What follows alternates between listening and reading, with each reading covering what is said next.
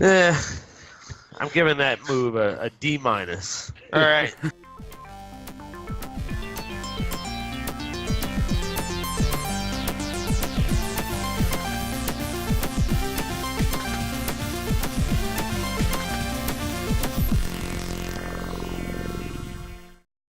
Welcome everybody. What's up? Comically Gaming. Mm. Episode 130. I'm back. Yay. Back.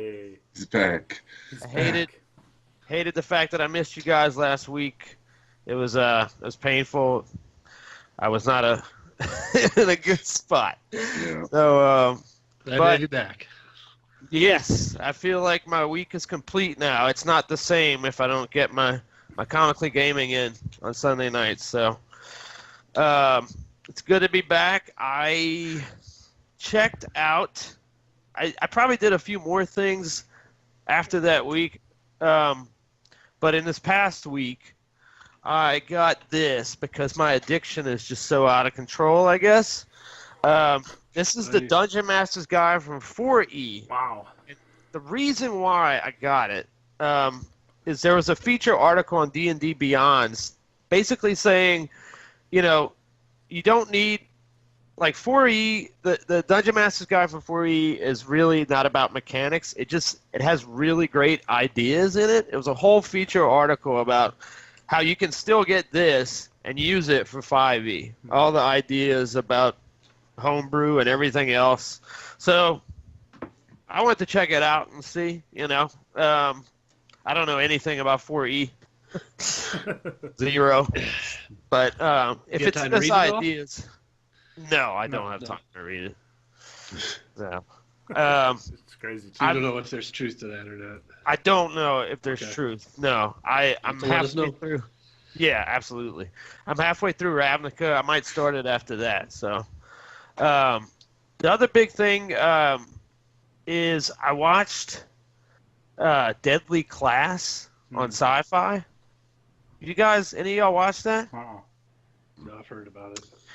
So, it's actually a comic book, right? It's Rick Remender. It's Image, I believe.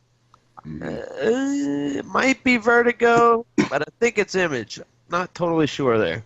And it's about a high school where they train assassins. It's basically, it's almost like West Side Story, but for assassins.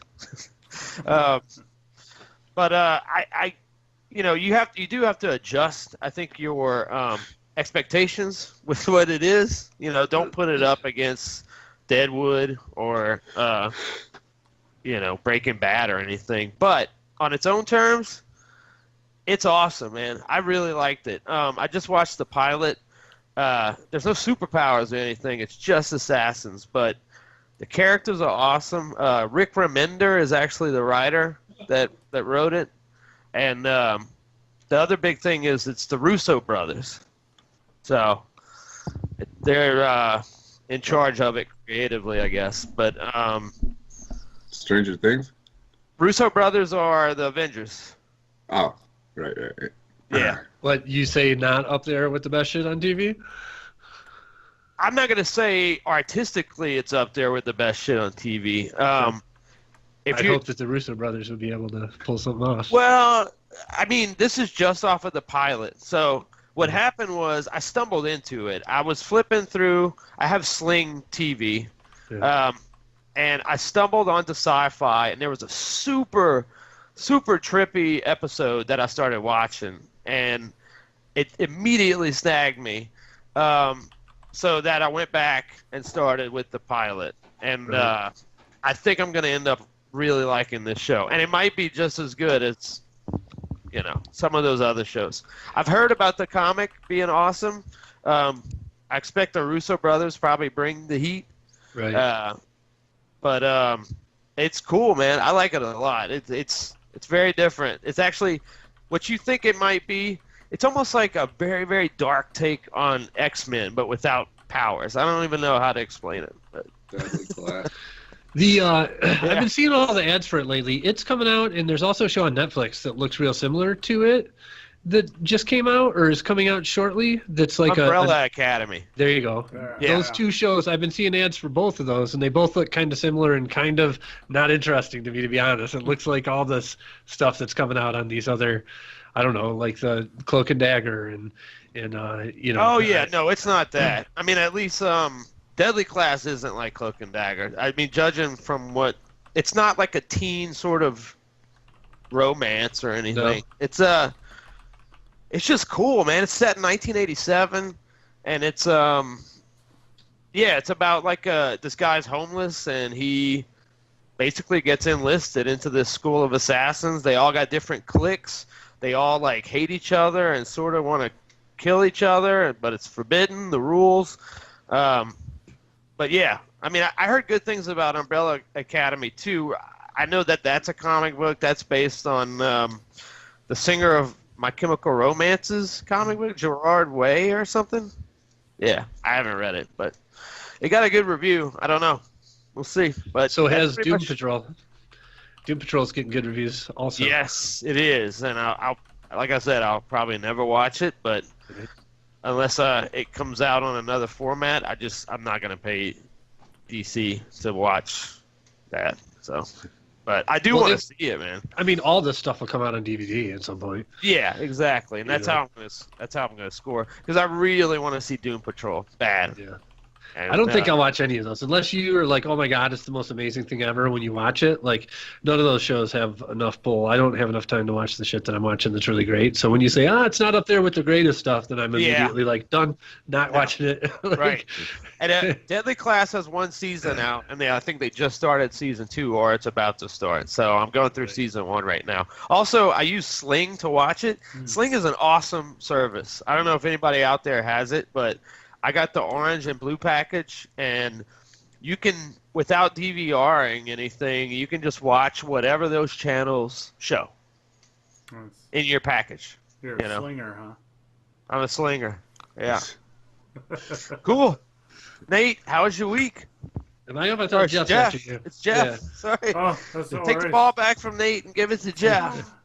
I mean, dude, I had a shitty week. I've been pretty much stuck in my house now for 3 weeks because of snow and cold, and I haven't been in the office. And this week I was in this soul-crushing training for work, and it just sucked the life out of me. I'm sorry. It's just so painful. But the only thing I did was I've been playing a lot of Eve when I was in training. I was playing Eve, and and having fun with that, getting into it. But yeah, Far Cry New Dawn came out on Friday, and so as much as I really did like the Far Cry 5, and it was the only Far Cry I've ever played. It's nice. It's fun to go back. I just maybe 2-3 hours into it, so immediately, because it takes place 20 years after Far Cry 5, I'm like waiting for them to start throwing big callbacks to that game, and I'm starting to slowly see it, but I want more. I want the just in your face, like, blah blah blah, or this or this, and there's a few things so far, but I really like that game, and they I've been staying away from Metacritic. I've been staying away from the game reviews because I just want a pure, unbiased approach at that game. Absolutely. And they've definitely made it. It's harder. It is harder than, I mean, I set the level for like the tough level, which means you've played through it before, and it's not your first rodeo. And dude, they make some crazy. The snakes are hard to see, and they poison you. And I remember watching Corey's stream last week when he got attacked by the turkeys. They're just eating his lunch. And I ran into 3 wild boars in this game, and those fucking things. Holy crap, dude. They make the turkeys look like just like baby rabbits. It's crazy. That's terrible. But I like it's kind of like Mad Max's kind of thing, post-apocalyptic, and But it seems to be the theme of the century is post-apocalyptic There's so many. Well, except I don't know. Mad Max is just like brown to the extreme. Like that game is super. The what do they call it? The Super Bloom or whatever. Like it makes that game like the colorfulest post-apocalypse I've ever seen in my life. It's pretty. It's definitely pretty. At night they have like the northern lights, the aurora borealis is all over the sky. So they did a really good job at some of the updates I've seen so far. Like the NPC companions you get are smarter. And one tonight during the stream, they actually revived me. Because usually when you have a companion in Far Cry 5, they'd just be dumb shits and they'd just die.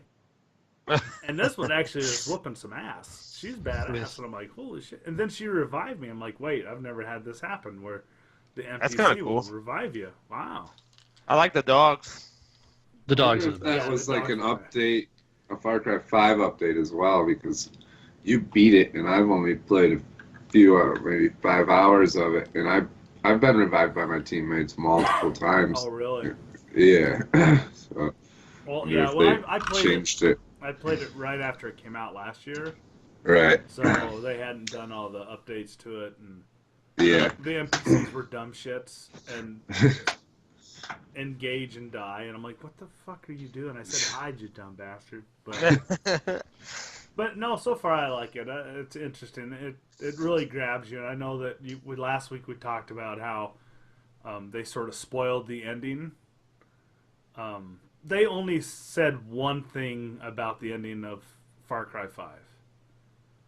And pretty big thing, John. To me, that is not the big spoiler of Far Cry 5. There is so much other stuff that happens at the end that is more monumental than just that one thing. Well, that's like if I said in episode 4 I only spoiled that the Death Star gets blown up at the end. Like, yeah, lots of other things happen, but that's a big fucking thing.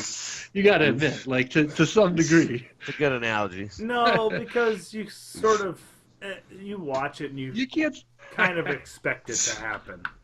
But I mean, I can't sit there and I won't base it. If I know one thing about the ending of a game, it's not going to stop me from playing it. It's not right, it's not bothering me from enjoying Far Cry 5 at all. Because Far Cry 5 has a fucked up story. I will just say that now. Because the Seed family is not right. Yeah. And it's interesting that Corey's playing the guy, and I picked the chick. No, I'm playing the chick too. Are you? Yeah. Oh, you're doing both? Yeah, I know, always. But it gets really good. And even if you know the ending, dude, there's so much that happens in that game. It doesn't stand to your Death Star analogy. I think it does. Because then you would say, well, we can't spoil the spoiler that happened in episode 5. Because if you don't know what happened in episode 5. Not like 6 months later. It's been a year since that game Time sensitive. It's time sensitive. But yeah, that's really all. It has not been a year since Far Cry 5 came out. Almost, yeah, it is. It's about a year. I thought it came out holidays. Check it out.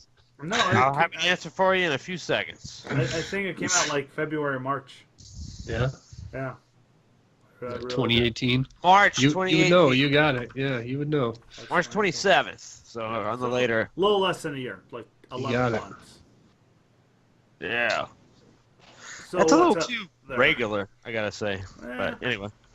So now I'll pass it to Nate. So I'll just finish that up, Jeff. Like it doesn't matter to me. I'm sure there's plenty about the game that I'm sure that wouldn't. I would still enjoy the game if I played through it. I just have the only reason why I brought it up last week is that it's never ever have I seen the advertising for a sequel spoil the end of the game that came out a year before, of the previous game. Like, I've never seen that, right? Yeah. Like, they always just, just advertise their own stuff. So it was shocking that they did that. So, it's not a long game either. It's probably maybe 30 hours. Right. So they put one out every year. I would hope not. You know, it's. Well, what was really nice about New Dawn, and then I'll get off the New Dawn, but it was only $40. So. That makes sense. So if they're like I said, if they're releasing it yearly, then you probably have a dropped. Well, and it's the same map and everything, right? It's the same map. Yep. Yeah, they save money on development costs. So hey, $20 for the same map and it's new content. I'll do $40. $20 less. Right. Cut off $20, so it's only $40, which is, I think it's a good deal. As long as it's not like $15 in 3 weeks, and you're like, fuck. Everybody buy Far Cry New Dawn. Interesting. They could have just made it like DLC. So for them to make a whole new game out of it and kind of do pricing in between, that's cool. Yeah, I didn't do much this week either. Finally got to play Apex Legends after we talked about it last week and whatnot. It still seems to be dominating like YouTube and all that stuff. Everybody does seem to still like it.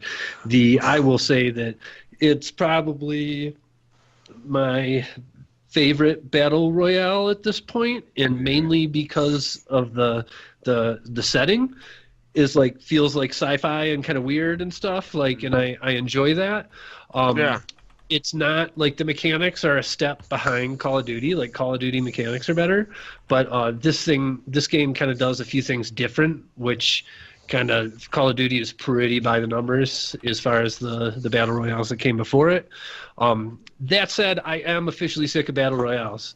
I don't want to just jump on and do it. Like it's good for us on game night to kill a half an hour or something to just jump in and do a couple of sessions.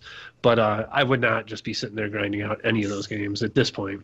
It seems like it appeals to a younger audience more. The idea of a battle royale, to me, I don't know. Maybe I'm off, but I think you're off. I think the whole world has switched to battle royales in this past year. It's not just like 40-year-olds do it too. Yeah, playing Call of Duty, yeah, for sure. Yeah, that's true. Yeah, everybody's playing that instead of just death matches or whatnot. I still think it's a new way of doing things, but I don't see if it's going to be a longevity kind of thing. I mean, like battle royales? 5 years, like a 5-year thing. I think it will. I think it'll always be an option. Yeah, I think it'll always be an option, but I think something else is going to come up that's going to dethrone it. Well, obviously, I mean that's just the nature. Yeah, game type. Yeah, for sure. But yeah, I think every year Call of Duty is the biggest game every year for over a decade, right? And so now a battle royale will always be a mode in it, right? So I think they may come along with other modes or whatnot, but battle royale is here to stay. I think. For me, jumping on playing multiplayer PvP is not usually my thing, right? No, if I'm going to play online with my friends, it's always PvE that I prefer. So anyways, still a good game. I enjoy it. And Corey, I don't like the sponginess. The what? With all of those, I don't like the sponginess of. I mean, shooting people. I'd rather it be like regular PvP, where if you get a headshot, you're just fucking dead, or like if you're. A few shots to the chest, you're dead. I just say how long you have to keep shooting someone until they die. Right. You think that's different than just like death matches and shooters recently? Yeah, definitely. I guess there's options. It depends on the game, though. Destiny's not like that. Crucible's spongy as shit. I guess. I don't play Call of Duty very often, so I wouldn't know other than that. Yeah. Yeah, and then the other thing was just had another 5-hour session of D&D today. It's cool. I like jealous. It's fun on how with DMing 2-hour sessions, 10 sessions in, there's no way that the players remember the shit that happened in session 1 or 2. So for you to try and drop story stuff, you always have to remind people before you do it, before the session that it comes up, or nobody will catch it, right? And so playing 5-hour sessions, I can almost just say, okay, here's the big storyline that, which is essentially, there's a dragon horde. You're trying to fuck it up, right? And but those story little story loops that follow characters and things like that, you can contain it all in a 5-hour session. Yeah. Right. I think and close the loop. I think the game is built to be in longer sessions. To be honest. Yeah. I think it's just we do the smaller ones because that's the only way that we can do it. Right. Yeah. But I really think it's always been a game that we played like marathons, weekends, entire weekends devoted to a game. So what I've read and heard is like the early editions were kind of your more standard dungeon crawls, and then it didn't really matter how you split them up or whatnot. But today's are way more like campaign story driven with big arcs and whatnot, so it makes more sense that longer sessions just work better for that. But I can drop a hint at the beginning of the session that comes through at the end of the session, and it doesn't seem like it was dropped like instantly just for you to see it, and then you can follow the arc through or whatnot without forgetting it and stuff. So it's cool. I'm enjoying it. We got a good crew, I think. Corey and Jeff, don't you think? The three others have really picked up. Definitely digging it. Yeah. Everybody seems to be having a good time. It's cool. It's cool for me and Jeff to be the beast mode, the solid members of the group.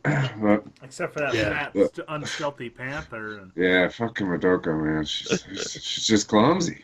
That's crazy. And then today you got to see... She failed every stealth check except for one today, Dirk. Wow. And there was like 10.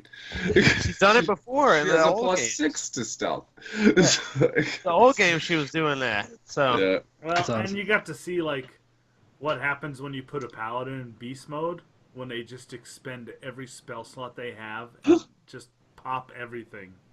Yep. Yeah, that was cool. Nice. It was nice. You're not. You're supposed to be like level 1 in that fight, and so you're supposed to lose. Yeah, it talks about how like the keep has all these healers that come out and help you at the end and stuff. But yeah. So, anyways, fun. Dungeons and Dragons. It's fun. Yeah. Corey, what do you got? A couple things. I bought the Life is Strange 2 episode 1 a couple of weeks ago, and I finally got around to playing that.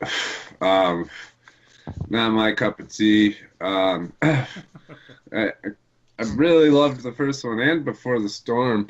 Half the reason I really liked those characters, like Chloe and Max, and their story arcs were really cool. And this one, and that one really wasn't political or anything at all. And this one is very political. And I mean, don't get me wrong, I'm far from being a Trump supporter or anything, but I don't like it being mixed into my video games. I like little hints here, or kind of politics. Even Far Cry 5 is obviously pretty political and stuff, but they don't, like in this, they literally, like, you play a young Hispanic kid. He's like, I think he's in high school, so I think he's like 16, and you got his little brother with him who's probably like a middle schooler. And I mean, already there's been like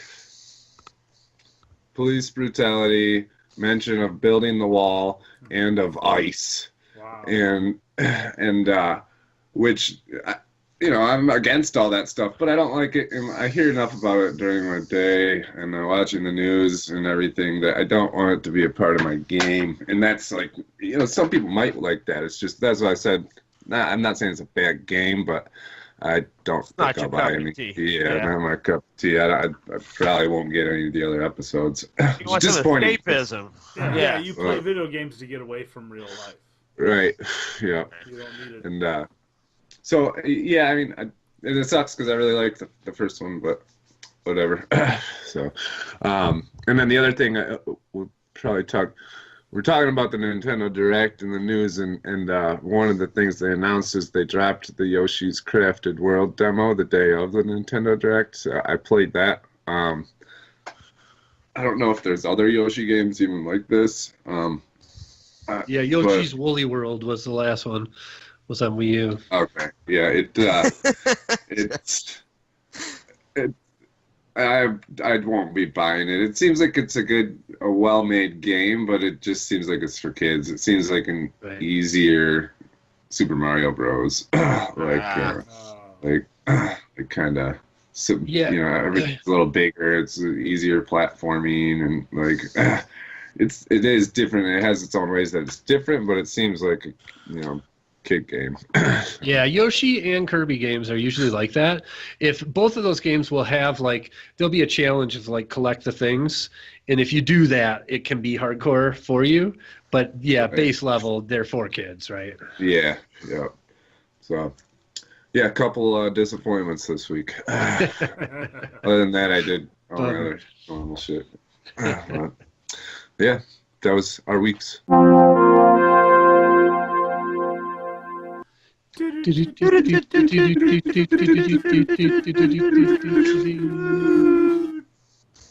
of the week.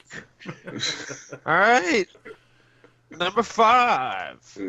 We got a new Nintendo Direct for February 2019. Yeah.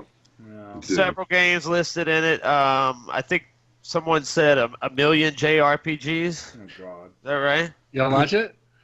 Yes. I watched the games that I knew anything about. So you didn't watch the Direct, I though? didn't watch the I didn't watch the whole thing. No. Nobody? No, I did. No, I skipped through to the games that I sort of knew about and watched. The charm of the Direct is always the executive who's like talking between them though and stuff. You can't just pick the individual trailers. Yeah, it's funny. Like I wish it wasn't a voiceover. I wish it was subtitles. yeah. I agree with you. There. I don't know. I feel. What do you guys think? The Link Awakens? Yeah, what is that remake? I think that looks just sweet. a remake onto the Switch from the old Game Boy game. Yeah, it's the first Game Boy. Yeah, the original Game Boy game. That's the first Zelda game I played. It reminded me of A Link to the Past for some reason. It came out around that time. No, it didn't. This is way before Link to the Past. Way before Link to the Past? I'm pretty sure. It might not be way before, but Link to the Past felt modern, like when it came out on Super Nintendo. Yeah. If this was like pretty... Oh, A Link to the Past. Okay. Link's Awakening was almost like worse graphics than the NES original, right? Because it was on the green Game Boy. You know what I mean? Like it still had though the same stuff that first game had. So it's interesting. Like I never beat it or anything back in those days, but it's kind of like a step between that old school first one and then Link to the Past, right? I think I'm gonna get it. I think it looks really. It looks cool. Yeah. Sure. It's weird how they like high-resed the graphics but made them still kind of simple at the same time. You know what I mean? It's unique, that's for sure. Yeah. We're good at that. I thought, I don't know, I liked Super Mario Maker. I don't really care about. I think I'd rather get the new Super Mario Bros. Deluxe U or whatever. I guarantee you, Corey, you're going to borrow it from a friend or something and want it. Mario Maker 1 is really, really good. Yeah, Mario Maker 1 is fun. I have it for the Wii U, and I never just made a level ever. I played through all the stuff that comes with the game, and it was great. Yeah. There's a lot of content. There's a lot of content for the game, and then if you do play like playing the player-made levels, like the 100 Mario Challenge, is fucking frustrating as hell because these guys make the stupidest shit, and it's like they wanted to see how many times you would die. I think that's what they're doing is get their make Mario into Celeste. Only not because of good game design. It was not a good game. It was dumb. It was like, let's just throw every option I have to make a map into this one screen. I can't believe you played any of those. I would never play it. I even made one. I even made like an old school one that was like the full length, but I don't know. Yeah, Fire Emblem, I think looks pretty sweet. I never got in a Fire Emblem series. Hellblade. Hellblade, yeah. What do y'all think about that? Hellblade reminded me of what I think a good story about mental illness as being told in a video game was after last week's discussion around Celeste. I think the Celeste mental illness story was very vanilla, and Hellblade was super cool. It was really deep in a lot of different ways. Two different things, but it's not. They're two games about anxiety and depression. I get that, but I just feel like there's two different tones approached in either game. And I don't think it makes one better than the other. It's just a different approach. No, it's just simple versus deep. And I'm not even saying simple's bad. Let's just move I don't on. even mean simple is bad. Move on. I like the conversation. I think simple can be good. I'm not saying that as a negative. Right. It's just my personal preference. Hellblade, for sure. All right. The other game that I wanted to talk about in the direct was the Astral Chain, the new game made by Platinum Games, which are the makers of Bayonetta and Nier, which are two of my favorite games. It's weird that we hadn't even heard about this game, and it looks awesome. It looks like it's almost complete in development, and then but they announced Bayonetta 3 before this game. Wow. So obviously they haven't been doing much work on Bayonetta 3 because they've been making this shit. But it does look sweet. I think it looks like it could be really cool. I mean, they make good games, so it seems weird with how you have the robot or whatever on the tether fighting with you the whole time and stuff. It just looks unique. It looks cool. Definitely unique. Definitely unique. Also, Joker and Smash. Yeah. Yeah, that's gonna be dope. They announced the date. Yep. Joker. Cool. Number 4. Josh Brolin joins populated Dune reboot. Drop date released. So I'm pretty freaking amped about this movie. Yeah. They're making 2. They split it. The first movie's going to cover the first half of the novel. Wow. Second half, covered, which absolutely I think you have to get it right. I think it's a brilliant idea to do that. There's just so much content in this book. You can see how thick that monster is. Dune is massive. And I mean, and there's so much that Frank Herbert put into the original novel because it talks, it goes deep into the Fremen, and it talks about what Muad'Dib is and the spice. And I mean, the movie back in '84, they tried really hard. No, I think if he had been given the time allotted that he needed, it would have been a fantastic film. He did actually have the time, because originally when he made that movie, it was over 3 hours long. Yeah. And so it just felt very rushed at the end. That was my only they rushed it. issue with the first. You had to set up so much. You had to set up that story, so there's so much to it, and it's so intricate. But I remember watching, probably 10 years later, they put it on TV, and they did the director's cut of Dune. And it was so much better, but he was still at the rush at the end to to finish it up. So I can't wait. I like that. I know, and this cast looks insane. I mean, it's just more and more people popping into it. But it looks like it'll be really great. Sorry, I didn't mean to interrupt you. Go ahead. Oh, no. I was just going to say the director is just perfect for it. I mean, it's the Blade Runner 2049. Yeah, that's in Arrival. Yeah. Yeah. Yeah. Oh. Yeah, I wish that he would, I really liked Arrival because it was fresh property also. Like, to some degree, if Dune is as good as Blade Runner was, I hope he makes something new instead of a remake of something after Dune. But yeah, you're right. Dune's right to be remade properly. Absolutely. Make it properly and not try and reboot it like a lot of the other reboots that they've been doing lately that are just train wrecks. Mm-hmm. Have you seen Jodorowsky's Dune? No, I haven't. No, I'm surprised I haven't watched that documentary yet, because that's like 2 things I really love. Yeah, so, you should watch it. It's really good. I know. All right, number 3.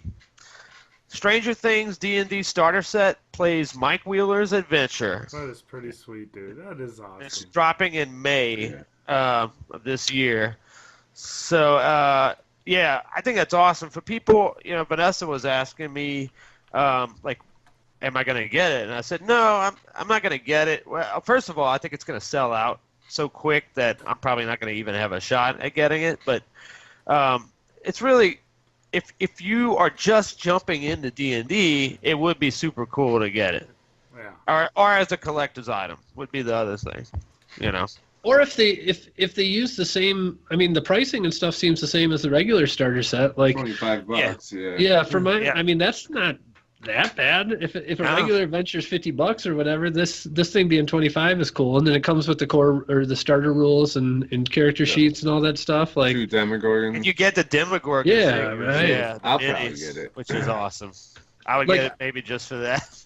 I think if they were smart, that this will kind of replace or complement the starter set that's out now, and just have that out forever. I mean, I think people will eat that up. To be honest, like, is it like you guys think it's like his story in season 1? That's what they say. I mean, they didn't really go into it that much in the series, so they have a lot of room to work with. I mean, I would imagine they could add as much as they want because it's just a skeleton of a game from season 1. I mean, he pretty quickly kind of disappears. I mean, without going into spoilers and stuff, you think it's like his story of what happened when he wasn't on screen? Like, that's what I'm trying to figure out. No, I think this is, and I could be wrong, but I think the game is going to be their game that they were playing. Yeah, their D&D game, because the character sheets are like Dustin the Dwarf and stuff. They have all their character sheets pre-built that come with it. Gotcha. Yeah, it's not Stranger Things. They showed like 2 seconds of that game. They can do anything. Right, so they can add in as much as they want. Yeah. Okay. Because the cover of it is actually him standing there with the Demogorgon in his face. I guess that makes sense. Well, I think it's more of a marketing to sort of give a thank you back to Stranger Things for boosting D&D back into the limelight. Yeah. And if I remember correctly, I think that was one of the original or 2E modules that they were playing. That actually was it was a real thing that they were actually playing. It was a real campaign that they were playing, and they just used it. And so I think it's them rebranding that module, updated to probably 5e rules, and putting it back out there with the Stranger Thing logo. That's true. I didn't think about a marketing that. Adding ploy the 5e to get people excited for season 3. Is there a picture of the module or something? Like, all I remember him is like saying like 2 words, flipping over the table and saying that the Demogorgon was in the darkness. Like, I don't remember anything else beyond that. Well, no, there was a little bit more to that because you could. They had probably 15 seconds, maybe 20 seconds to get you to know that they're playing Dungeons and Dragons.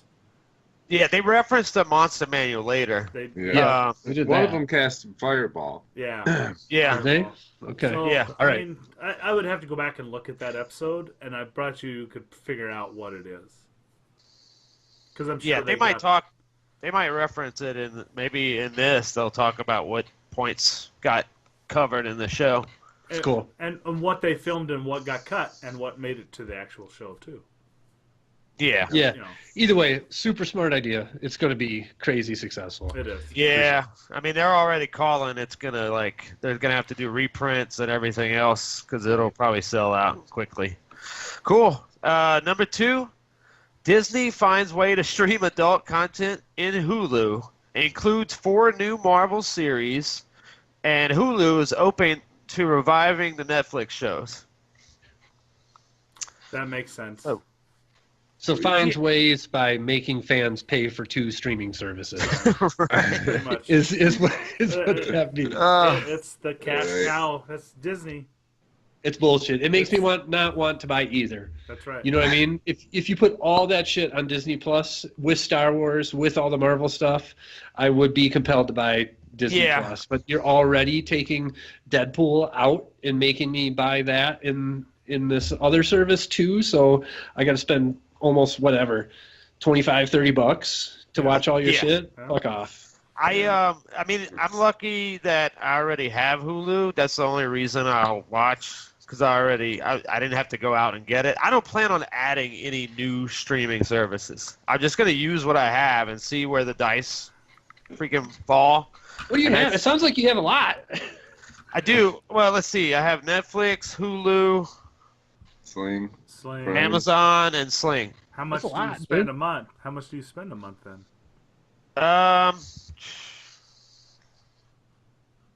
Well, less than 100, for sure. That's about the same price as a basic package from cable. Yeah, but I get to pick what I want. I know, but I'm just saying it's cable can go fuck themselves. To be honest, sorry. It's the mask of what streaming services are doing, is because now everyone's cutting the cord and jumping on the streaming bandwagon.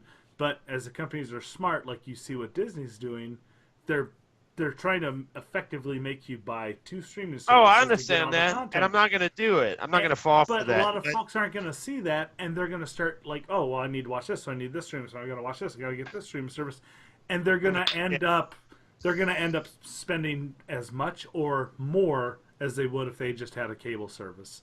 I'm not pro cable. I'm not anti-cable. Yeah, but you won't get any of the Hulu exclusives or the Netflix exclusives or any of the shit we care about. But is Hulu exclusives as good as like a Netflix exclusive? And how often are Netflix exclusives just like, God damn, I'm glad I spent this much money to watch this one show? So here's the real problem. Here's the real problem is that when it was just Netflix, as it was for like 4 years, Netflix dominated, right? Yeah. They were pretty much the only quality one. Yep. And you could, for $10, get all of Marvel's stuff, all of everybody's stuff. And then what happened is everybody said, okay, this is the future. We got to capitalize on this. They all are taking their stuff off of Netflix. Yeah. And so not only is it more expensive if you want everything, but each individual thing is super watered down now. Yes. And it's just, in Jeff's point, is it's back to the price of cable, which nobody wanted to pay because it's too much money. And so everybody's going to go back to stealing shit off the internet until all these things fail. And there's one or two. But that's going to take another 10 or 15 years, and it sucks. Yeah. It really pisses me off, you know?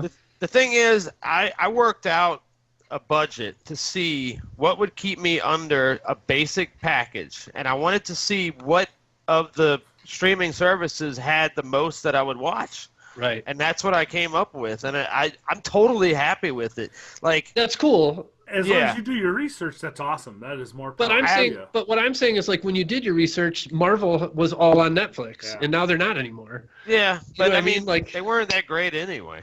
I'm talking about their movies and stuff. I'm not talking about the shows. Yeah, I'm talking about everything. That's true.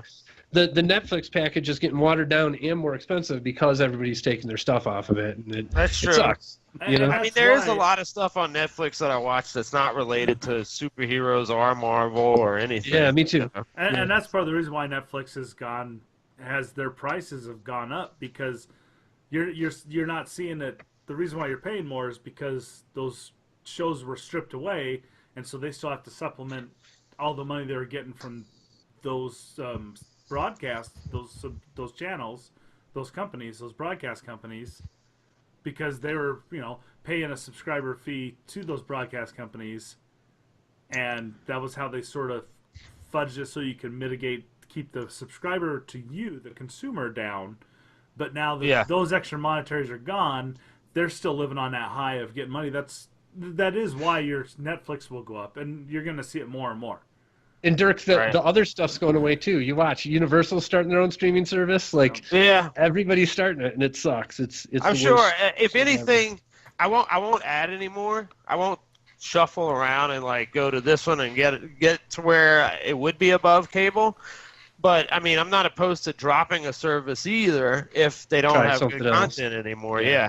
Right. Yeah, I just don't want to go above a certain price point, and I'm just going to be smart about who's got what,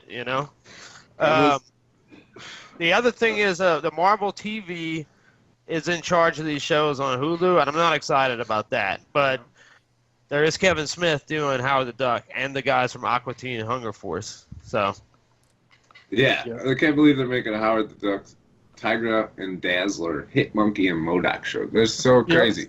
Like, it's wild. Yeah. And not to, I will say, I'll try to be the good side of this, is I prefer this rather than just getting rid of the adult-oriented Marvel shows. Like, Disney easily could have said, no, we're a family-friendly company. We're not going to have these shows anymore.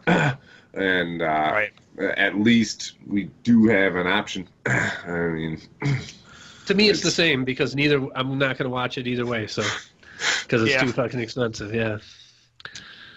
Wow. Yeah. Cool. All right. Number 1. So here we go.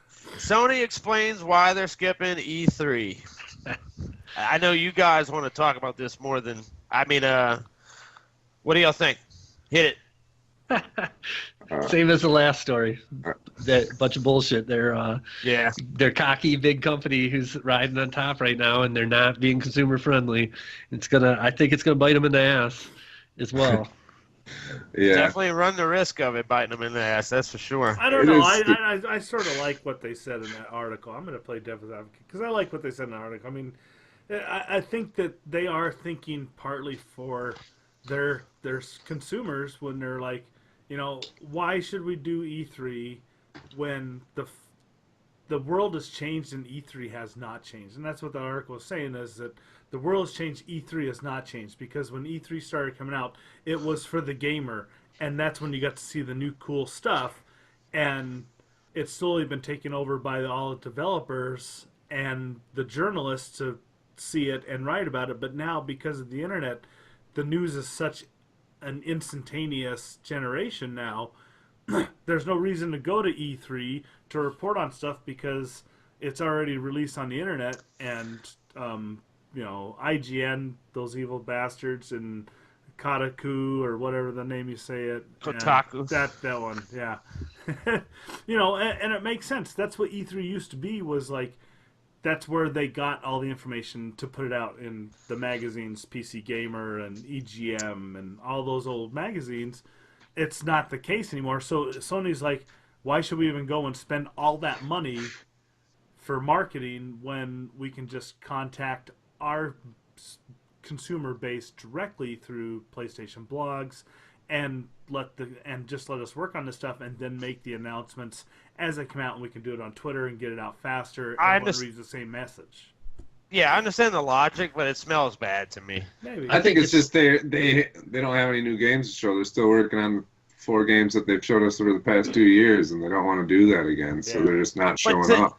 To Nate's point, or analogy there, it is true though. Like, what if everybody starts taking their toys back, and they're like, "Well, I'm going to have my own. Xbox is going to have their own show, and that's exactly it. Freaking Nintendo's going to have their own show. Like, who wants that? Who wants it all split up? Right. Like the reason why E3 was cool was because it was 1 week out of the year where everybody announced new shit. And as a gamer, at that week, I could get on the internet and, cool, all this shit is coming out. It's awesome. It's part of the experience. Right. And for them to pull out and say, we're going to do our own thing. But see, companies have already been doing that. Look at BlizzCon. Blizzard's been doing it. Yeah, that sucks too. BlizzCon, and it sucks. Yeah, that does Eve suck. does their own Vegas, and that's actually a pretty small developer company in Reykjavik, Iceland. And yet they centrics around all their fans and their subscribers, and it's awesome. You actually have that already. Yeah, but this feels different though, Jeff, because it's all consoles. They're all it's even though you might see some of those trailers earlier, it feels like an experience when you have it all together in that week and you're seeing all of it and the reveals and everything else. You start splitting them up that much, and I don't know. I don't know if it paints a good picture of the future. I think Nintendo's gonna be the next one to do what Sony and skip E3. I mean, they already do. Yeah, Nintendo's done it already. Okay, there you go. But they make all their announcents that week. Like they still have. And E3 doesn't make any announcements during the Nintendo Direct. Right. Correct. It's, so. I don't know.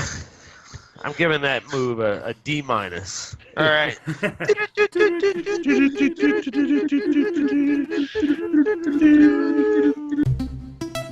Come check out D4 Tabletop Gaming Cafe at 8228 Oaks, 2 blocks off Carlton in Uptown New Orleans. D4 has everything from TTRPGs to CCGs, including games that you can rent for in-store play or take back home. D4 also serves sandwiches, po' boys, salads, and more.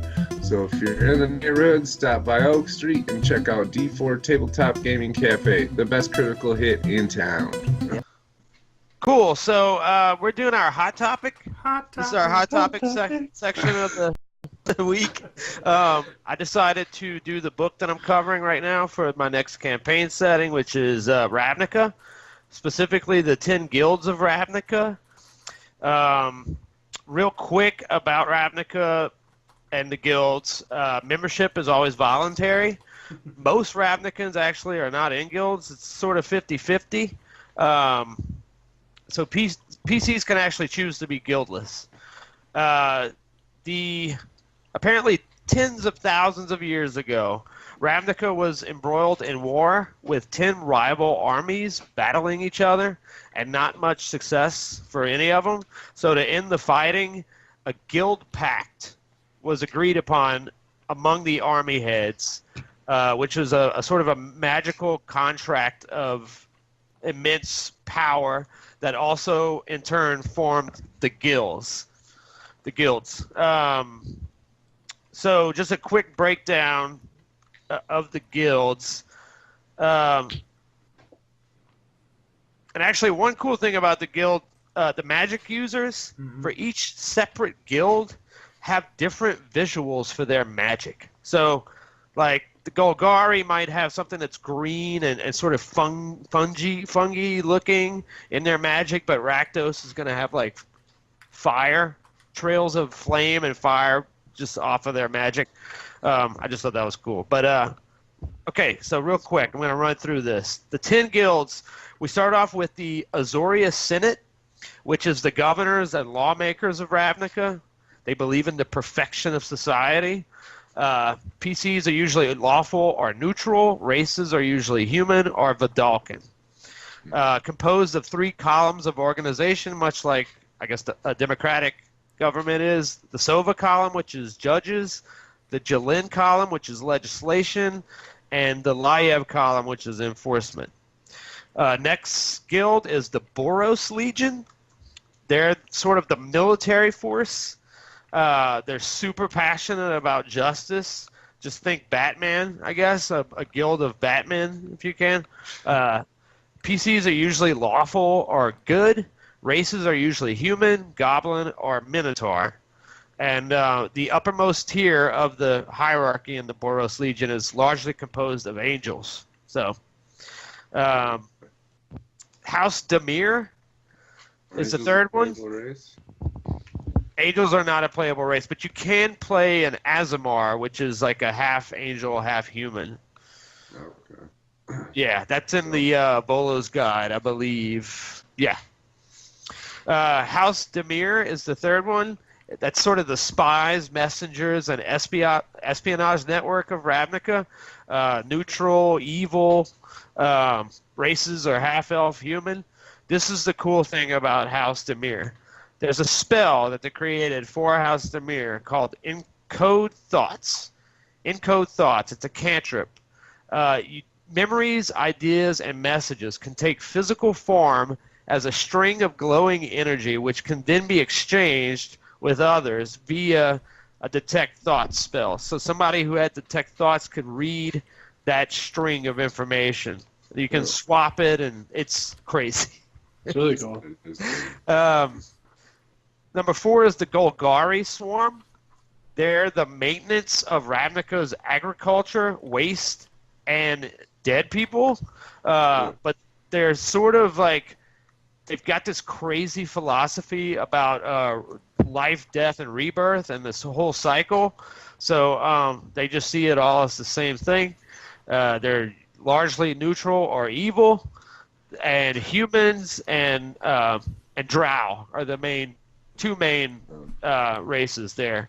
Jeff, which one? I haven't created my character yet. Which guilds is your character belonging to? He's is that league, which I'm about to get to. All yeah. Right. The 3 power centers of the Golgari are the Drow, which are called Devkareen, Medusas, and Crawl, which is like an insect race. They maintain their guild from the Undercity beneath Ravnica. So there's a whole network that sits underneath Ravnica.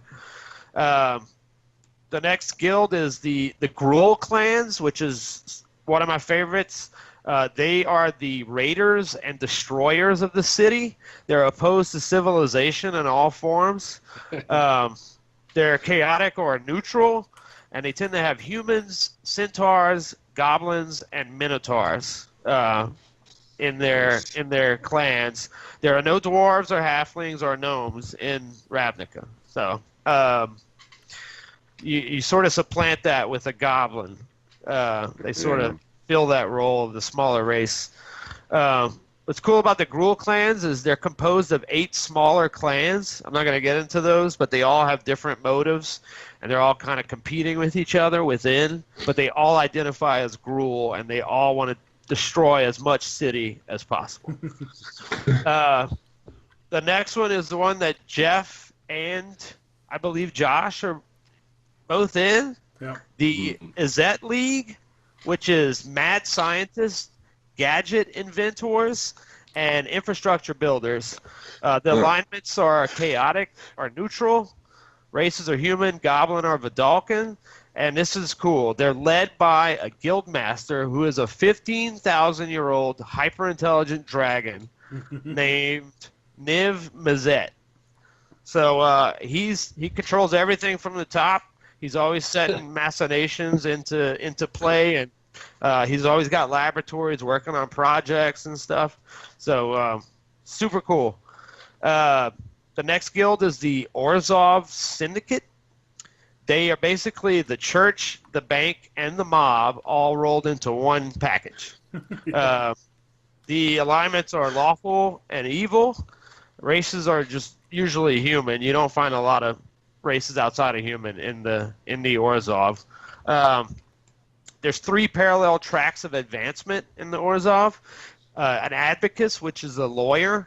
You can be an enforcer, which is protection, or you can be a priest. The next guild is the Cult of Rakdos, which is sort of hellish, hedonistic entertainers, street circus performers. They basically live for impulsivity and live for today. Chaotic, often evil. Human and goblin are the 2 races that dominate that one. And bards and warlocks tend to just flock to this guild more than anybody else. It's wild. Yeah, there's what's that? What one's that one called? The Cult of Rakdos. Cult of Rakdos. Yeah, and it's led by a devil. So, Yeah. an archdevil, I believe, is in control of that one. But yeah, they're crazy. They're like the fire twirlers and the sword swallowers, but take it to the next level. Next is the Selesnya Conclave, which is we finally get to a normal guild. Their communities focus on the harmonious union of nature and civilization. They're always striving for balance, which is sort of your druids, neutral and good alignments, humans, centaurs, wood elves, half elves, and loxodons. We finally get loxodons, which is the elephant people, which you can play. Sort of, yeah. A loxodon rogue. Figure that one out. There's an elephant hiding in shadows. You can't see it. Yeah, that's insanity. But for this group, rather than provide rank and renown for deeds, as most other guilds do, they just assign special roles like an Evangel or a Sagittar to people. You sort of have an equivalent role no matter what. So it's not about elevation through the ranks like the other guilds. And then last is the Simic Combine. It's a politically despondent group of bioengineers and researchers who look to test the boundaries of life. Usually, this is where your neutral people are: humans, high elves, Simic hybrids, and Vidalcan. So the best way to explain these guys is imagine marine life evolution on steroids. They adopt water animal body parts into their own body for weapons or aid, and sort of test it out. They like working on their own physical forms to try and see what they can get out of it, and they're always looking at evolution as the next step, and where the Simic Combine goes next. They don't like to be sort of bound by what they can and can't do in the world of science. They're always looking to top themselves. So right. That's the guilds. So what are they? What? So those are the guilds. Is it like a background? Is it replacing backgrounds? Yeah, there's a background starting items and gold and Yeah, certain you get advantages or something. Yeah, yeah, you get a background for each guild has its own background. Okay. And then beneath that, if you pick whatever magic user you use, they tell you which spells you get to choose from. Yeah, you get extra spells on top of, So if you're playing this in traditional like 5e, but you want to incorporate some Ravnica, basically the guild would replace your background that you would pick for like your rogue instead of like an acolyte or a sage or a knight. This would be your background. Yeah, because it dictates it's very different equipment. It's cool. It's just it's almost like a separate game in a lot of ways. It has the 5e structure in place with the rule set, but it is super different. And just the way they look, the way the world looks, like high fantasy. It's not as high fantasy as the other places. It's a little more sci-fi ish. So the characters still have backgrounds, right? Yes. Okay, everybody's saying it replaces the backgrounds. No, not also your background story, your background, like... Yeah, you still have backgrounds like there is in the player's handbook, correct?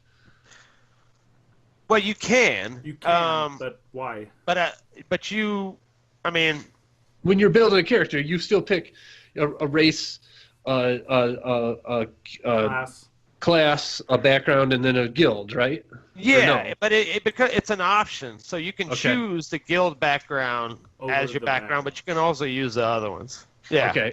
So it's also one of the backgrounds. I see what you're saying. Okay. Yeah. Gotcha. So is it like Strahd where it is in the D&D universe, like where they, like it's in the multiverse. Strahd, yeah. He pulled us from Faerun or whatever. Could this same thing happen with this, or could people from Ravnica come to Faerun through certain types of magic and shit like that? It's in the same multiverse, but I've only heard of one planeswalker. This is weird. So the guild pack that I was talking about earlier is actually a living person now, and his name is Jace Belleron. He's the living guild pack. His word is binding law in modern Ravnica, and he's a planeswalker, which to me means that we got some planescape stuff going on. So I'm assuming they're in the same. I don't know for certain, but I'm assuming they're in the same multiverse. Planeswalkers are big in Magic. Planeswalkers are in MTG. They're the big boys. This is the issue I'm running into as a DM, and I haven't gotten to this part of the book yet, but I need to figure out how, like, you can see why certain guilds would not be in the same party with another guild. Yeah. So it's important, like, who picks what guild and who makes what character first. Like, because the rest of the people, I can't have, like, a Rakdos and I don't know a Selesnya Conclave sort of in the same party. It's not like you couldn't have them, but it's problematic. Right, like you couldn't have the guys who want to build a government and along with the guys who want to destroy all society. Right. Absolutely. That wouldn't. Yeah, they'll be fighting the entire time. Yeah. Yeah. So, that's the 10 Guilds of Ravnica. Wow. Nice. Sounds cool. Sweet. Yeah, it does sound cool. All right, so next week's show will include the beginning of our road to Episode 9 for Star Wars with a discussion of Episode 4. And also the Comic Book Club will feature Kill or Be Killed number 4, and I'm excited that these guys are still reading up on that. So that means a lot. It's a great story.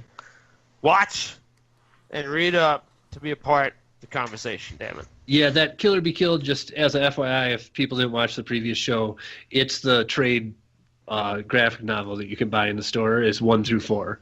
And so we talked about the first one before, but we want to talk about the whole book. So you can go grab that if you want to. Yeah. CBBC. So thanks, everybody, for listening. This week's CBBC will be Conan the Barbarian. That's always a full spoiler conversation. So if you're going to dip out because you have not read Conan yet, go read it, come back, watch it at the end there. If you're jetting, thank you for watching or listening to this week's show. please consider supporting us over at patreon.com/GCANDC. For as little as $1 a month, you can really help us kind of improve what we do for everybody out there. We got a blog that we sometimes update from time to time as well. Yeah, and you can follow us on Twitter at GCANDC and join our Discord and Facebook groups. Cool. Or you could grab a T-shirt, sticker, coffee mug, hoodies. I'm sure at some point we'll have pet clothes. Who knows? Boxers? No boxes yet, but it's on the all way. 4 of our faces. On your butt. On my ass. All over at teespring.com. Yep, and as always, thank you to Fred Thomas for our opening music and C. Ryder for our logo. Thank you. Thank you for watching.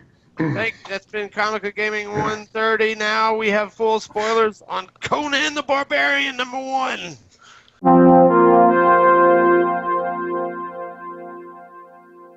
Welcome back, everybody. It's our CBBC, our comic book club, the hottest club in town. This week, we are covering Jason Aaron's Conan the Barbarian #1. Is it Conan or Conan? Conan. Conan the Barbarian. Not Conan. He's Conan night O'Brien, yeah. The talk show host is Conan. The Arnold Schwarzenegger character is Conan. He's a Chimerian talk show host with a sword. Absolutely. So the backstory behind this is that Marvel just got the rights to Conan back.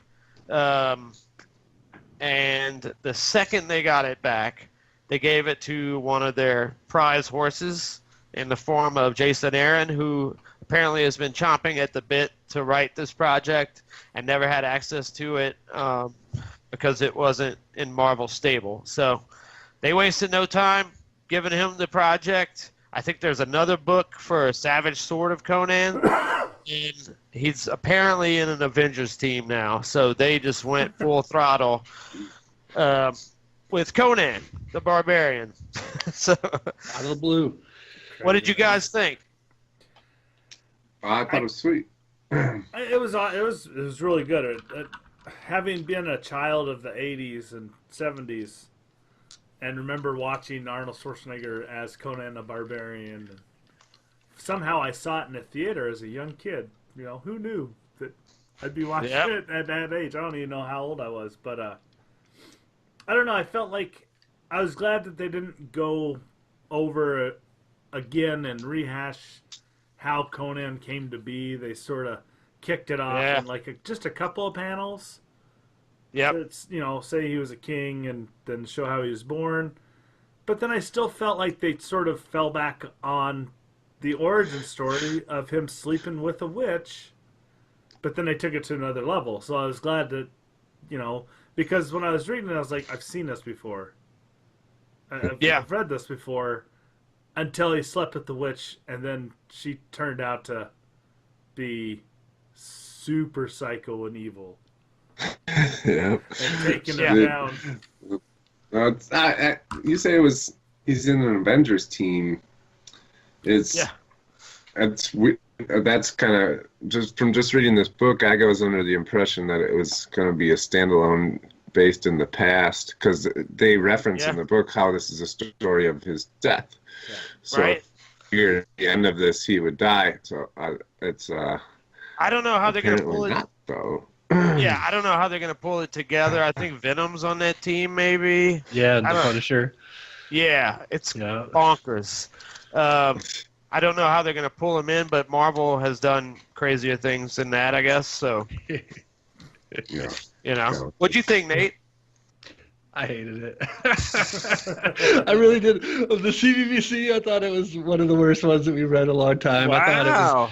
I thought the story was pretty generic. It kind of when I was reading the Dritz book a while back, and it has I forget his name, but the barbarian in that book, like that got me fired up about barbarians. Like I was like, man, they've got this awesome culture and all this shit. Oh yeah. And this book just seemed like, yeah, here's Conan, and the whole like wine and women aspect of it seems real dated, and like I don't know, I just to me like it's cool that there is a little bit of mystery. I like that. This is the story of his death, so that's kind of unique. But in general, I would not pick up issue 2 on this. Like, if out of all the stuff that we've gone over for this stuff. I'm on 3 right now, but it does. I agree that it's a little lackluster the way that he presented them, the intro into the story. Well, it felt like the movie. Something's pulling me back. I think it's just the writing, like very the writing. Jason Aaron's a hell of a writer. I think it's like bare bones fantasy. It's not like super hyper creative or different.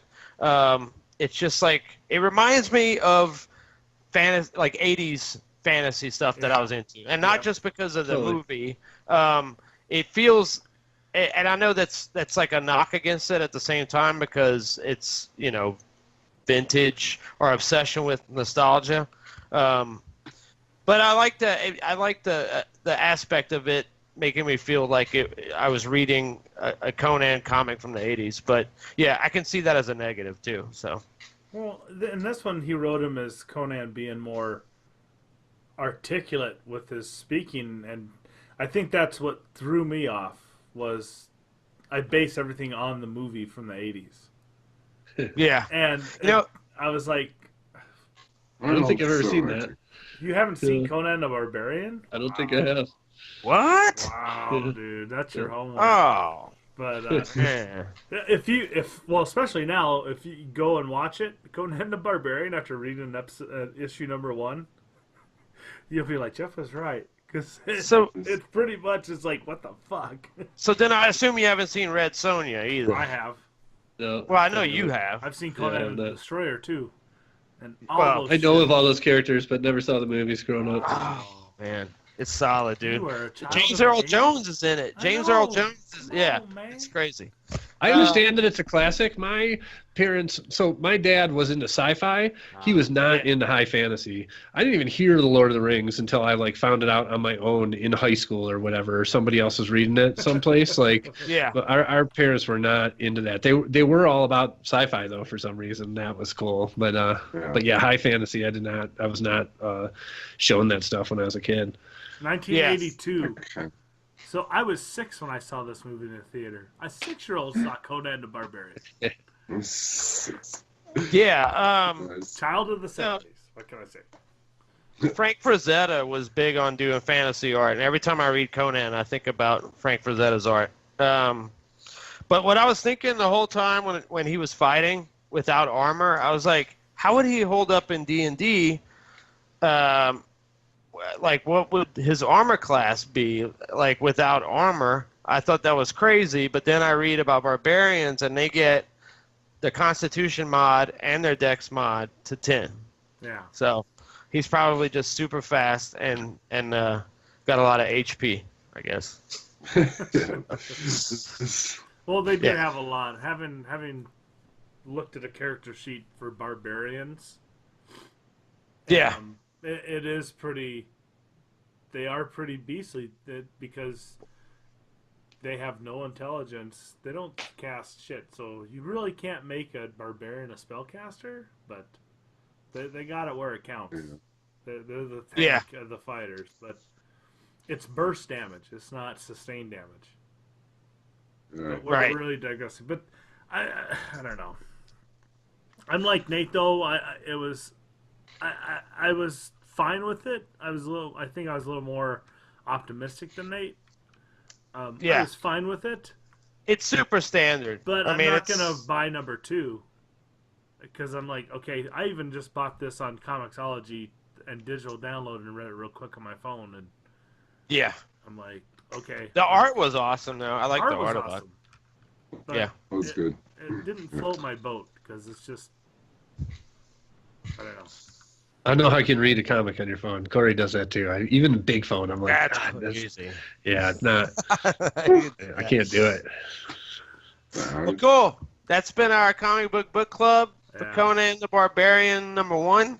Next week we are doing Killer Be Killed #4. So check that out. Get back to us and let us know what you think. Sweet. All right. Later. Peace, everybody. See you guys. Everybody. Yeah.